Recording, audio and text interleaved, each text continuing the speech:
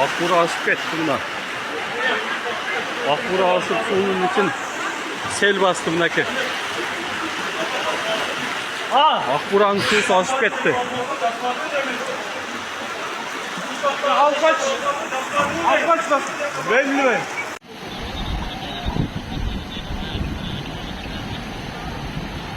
Evet, kıtanga. Yol zavuldu. Ne oldu? Bitti. Kanlar zaptı. Yaptım ona. Bir de tutma mı? Vay bas. Kim o? Adam var mı içinde? Var mı gel? Bilmem de.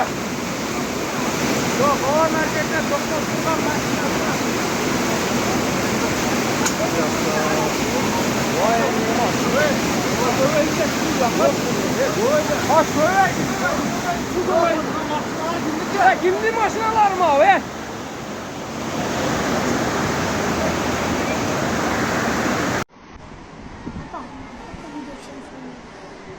Assalamu alaikum.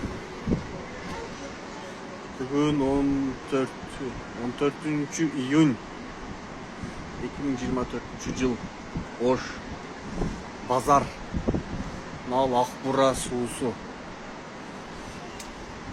Su даже beraka жолго чыкты.